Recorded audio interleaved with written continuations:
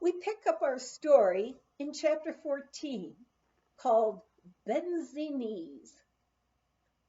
Why I wanted to become a ski instructor, I had no idea. Perhaps it was because I felt I had something to impart that would help beginners. After teaching the school kids on the hill behind the old baseball field in Breckenridge, I must have felt I'd had some experience. During 4 years at the courthouse, I'd been able to persuade my deputy to stay in the office after 4 p.m. on Tuesdays and Thursdays. I'd meet the school kids at the field and teach them as best I could. In return for this sacrifice on my deputy's part, I did the same for her in the summer months. Ski instructors seem to have so much fun. Perhaps that was my main reason, to be part of that elite group of which Max was a member. My first and futile attempt at taking the ski instructor's certification examination was back in '48. This exam was a one-day affair held at Loveland Pass.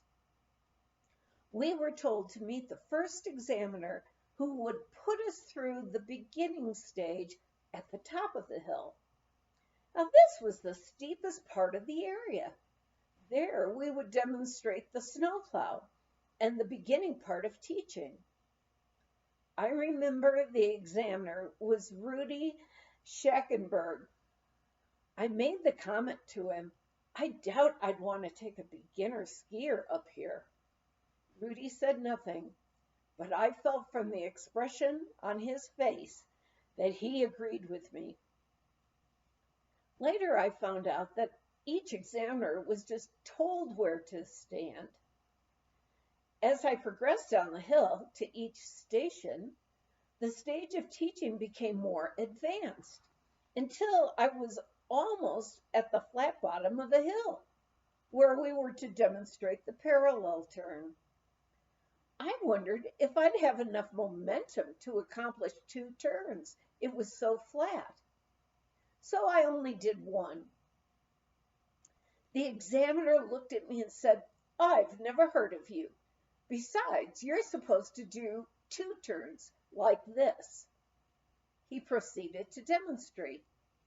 On his second turn, he overturned and skidded backwards into a wind-formed hollow beneath a large spruce tree.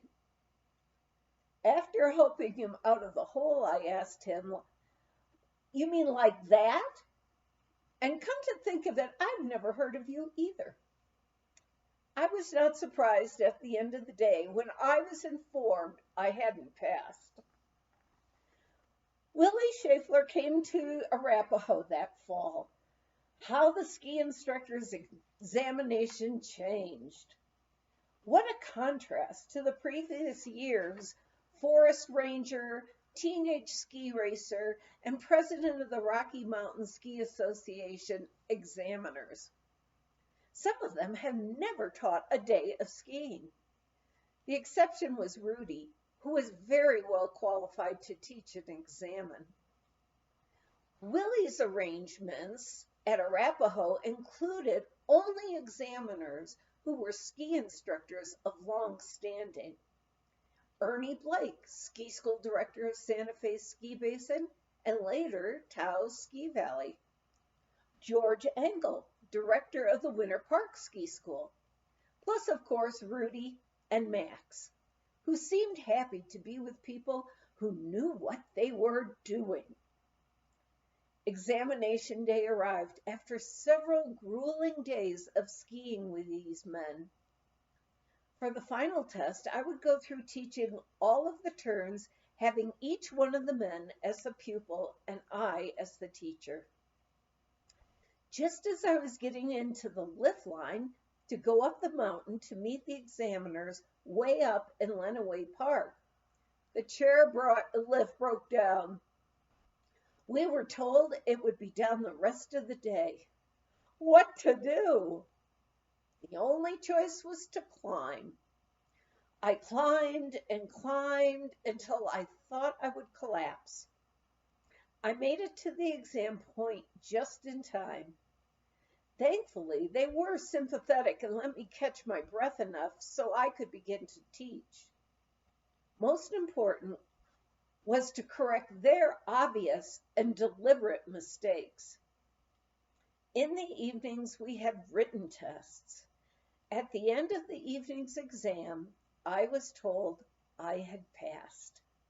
I felt jubilant because I had passed a good, hard, and complete test, not a slipshod one. It was a thrill for me to be a certified instructor, for I couldn't think of anything more rewarding than bringing a beginner from an awkward, tense snowplow to a relaxed and more graceful parallel turn. It wasn't much longer before we began the ski season with the large Rocky Mountain News / Willie Scheffler Ski School. Almost all of the classes consisted of complete beginners. The practice slope was like a human anthill, with the classes practically back to back. However, an excellent open bowl was at Midway. It had the best run out to slow down the beginners. The problem for the instructor was how to get the morning class down after the first lesson and still be ready for the afternoon class starting at 1 o'clock. I hit on a wonderful idea. One of our pretty ski bums, who could ski quite well, wanted to become a ski instructor. I told her to hurry through her work in the morning, drive up to the basin, go right up to Midway, where she could arrive just as I started my class down the road. It worked beautifully. The class had learned to snowplow turn, and step turnaround. Skiing down this easy road gave the beginners the feeling of constant movement forward without having to climb back up and wait their turn. With the ski bum bringing up the rear, she could check on anyone lagging behind or help novices get up after a fall. This eliminated my having to climb back up to help. Then the rest of the class was not kept waiting. Soon, with many eager, wishing to be instructors, the ski school had enough help to give each instructor an apprentice. Apprentices were of great help as the classes grew. I can remember having a class of 28 one Saturday. It was hard to keep track of who was in the class and who was just skiing by. Many a surprised skier would look up at me wondering, why was I yelling my comments at them? I had believed that being a ski instructor would help me become a much better racer. How wrong I was. After days of teaching beginners and intermediates, I found I was exaggerating or over-demonstrating a turn. At that time, we were teaching the old Arlberg technique, which didn't help my slalom either. When Eric Windisch arrived from Garmisch to teach at Arapahoe, he brought with him the new Austrian technique. He showed me my mistakes in slalom and gave me more advanced classes now and then. Also, he arranged for me to teach a group of young women from Loretto Heights who wanted to form a racing club. I shall never forget one of them saying to me, "It's a great help to see you running the gates. We all tell ourselves, if she can do it, we can." If I can do it, you can. I borrowed this phrase when teaching regular classes. Knowing most of the members were considerably younger than I, it always made them laugh.